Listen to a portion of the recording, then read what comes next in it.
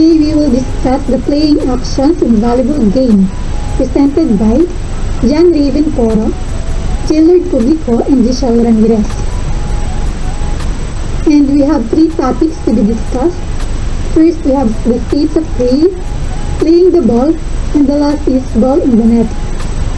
So first, let's discuss the states of play.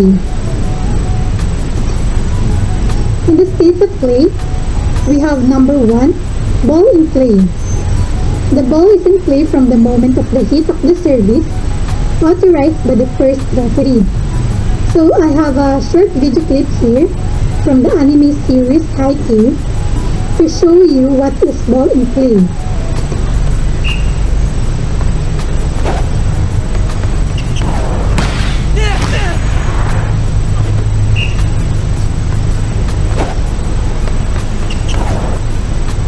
From this video, we can see that as soon as the referee whistled, the players serve the ball, and at that moment, the ball is already in play.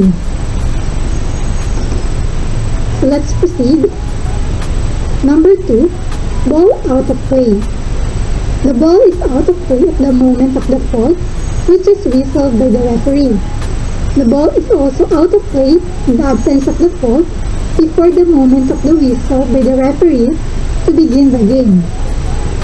So here, we can say that the ball is out of play when the referee whistles because a player violates a rule in the game.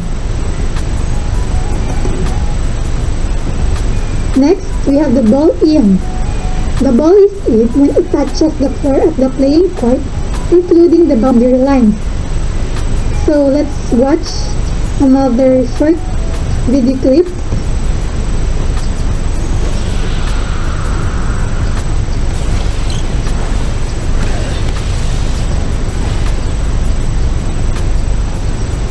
Here, we can see that the ball is in because the ball touches the floor inside the boundary lines.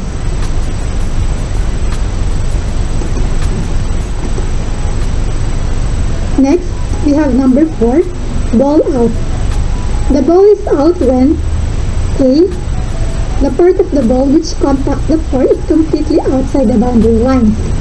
B, it touches an object outside the court, the ceiling, or a person out of play. So let's watch another short video clip here to understand better what is ball out.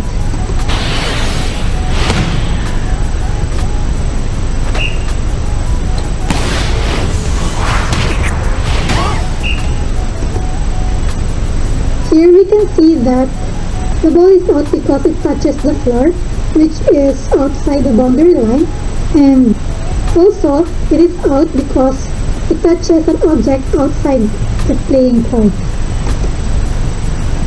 Also, we have letter C. The ball is out when it touches the antenna, ropes, posts, or outside the side bands. D, when it crosses the vertical plane of the net totally or even partly outside the crossing space during service or into the opponent's court. And letter E, when it crosses completely the lower space under the net. Playing the ball. Playing the ball, each team must play within its own playing area and space. The ball may however be retrieved from beyond the free zone. So number 1 is team hits. The team is entitled to a maximum of 3 hits in addition to blocking for returning the ball. If more are used, the team commits the fault of 4 hits. The hits of the team include not only intentional hits by the players, but also unintentional contacts with the ball, such as A, consecutive contacts. A player may not hit the ball 2 times consecutively. So team hits, meaning when your team commits 4 hits, it is considered as faults. Also, when the player commits a consecutive hits or the player hit the ball twice or 2 times, it is considered as fault. So next is simultaneously contacts. 2 or 3 players may touch the ball at the same time. So when 2 or 3 teammates touch the ball simultaneously, it is counted as 2 or 3 hits, with exception of blocking. If they reach for the ball but only one of them touches it, 1 hit is counted. a collision of players does not constitute a fault. When two opponents touch the ball simultaneously over the net and ball remains in play, the team receiving the ball is entitled to another 3 hits. If such a ball goes out, it is the fault of the team on the opposite side. So meaning of the simultaneously contacts, when two, like I said, when 2 or 3 teammates touch the ball at the same time, it is counted as 2 or 3 also. If they reach the ball simultaneously or at the same time, but only one touches it, it is considered as 1 hit. The fault is not considered when the collision of player is happened. So also, when 2 opponents touches the ball simultaneously or at the same time over the net, and the ball is still in the play, the receiving ball is giving or entitled for another 3 hits. Otherwise, when the ball goes out, the fault is in the opposite side. So letter C is assisted hit. Within the playing area, players are not permitted to take support from a teammate or any structured object in order to reach the ball. So the referee is not allowing that when the player in the playing area assisted from another player or giving any structure or any object in order to reach the ball or to save the ball, it is considered as fault. And then number 2 is the characteristics of the hits. A. The ball may touch any part of the body. The ball must be hit, not caught, and or thrown. It can rebound in any direction. C. The ball may touch various parts of the body provided that the contact takes place simultaneously. Exception: at blocking, consecutive contacts may be made by or one more blockers provided that the contacts occur during one action. At the first hit of the team, the ball may contact various parts of the body consecutively provided that the contacts occur during one action. So meaning the characteristics of the hit is when the ball touches your body, it is considered as a hit. Also avoid getting or cutting the ball and throw it in any direction. It is considered as fault. So number 3 is the faults in playing the ball. So let A is for hits, meaning a team hits the ball 4 times before returning it. So meaning, like I said earlier, when the ball hits by your team 4 times in a row, it is considered as fault. So we must avoid that. So letter B is assisted hit. A player takes support from a teammate or any structured object within the playing area in order to reach the ball.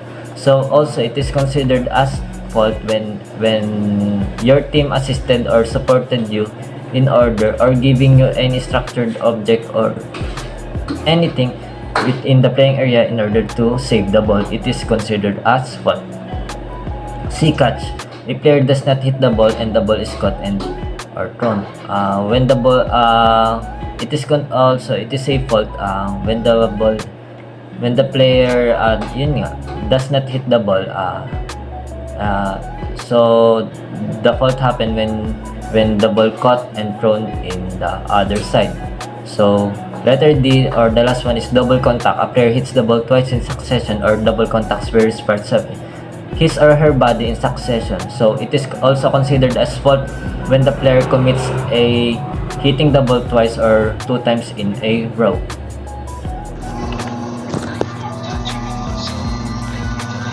C. Ball in the net. Ball crossing the net.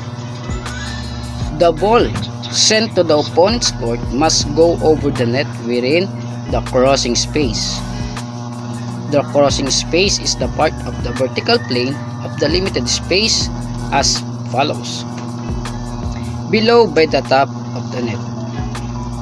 At the sides by the antenna and their imaginary extension. Above the ceiling. The ball has crossed the net plane to the opponent's free zone totally or played back within the team hits provided that the opponent's court is not touched by the player. The ball, when played back, crosses the net plane again outside the crossing space on the same side of the court. The opponent team may not prevent such action. C. The ball is out when it crosses completely the lower space under the net. Ball in the net. A ball is driven into the net may be recovered within the limits of 3 team hits except the service. If the ball rips the mesh of the net or tears it down, the rally is cancelled and replayed except the service. Player at the net. Reaching beyond the net. In blocking, a blocker may touch the ball beyond the net provided that he or she does not interfere with the opponent's play before or during the latter attack hit. A player is permitted to pass his or her hand beyond the net after an attack hit provided that the contact has been made within his or her own playing space. Player at the net. Penetration under the net. It is permitted to penetrate into the opponent's space under the net, provided that this not interfere with the opponent's play. Penetration into the opponent's court beyond the center line as follows.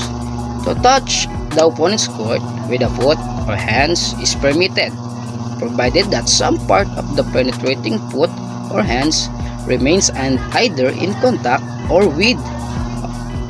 with or directly above the center line. To contact the opponent's court with any part of the body is forbidden. Yeah, it is forbidden.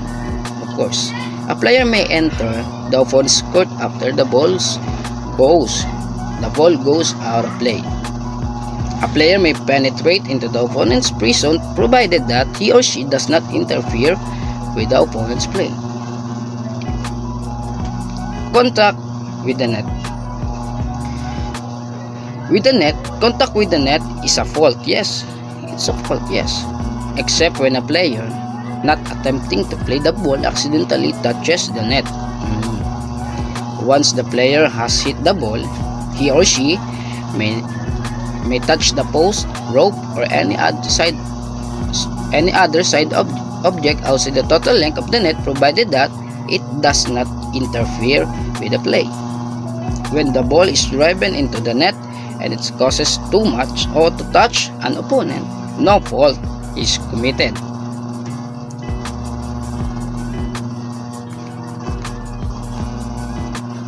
Player's fault at the net. A player touches the ball or an opponent in the opponent's space before, during the attack hit.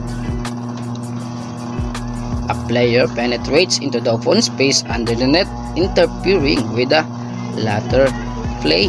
That's a fault. That's a fault. A player penetrates into the opponent's court. Yes, it's also like what I read.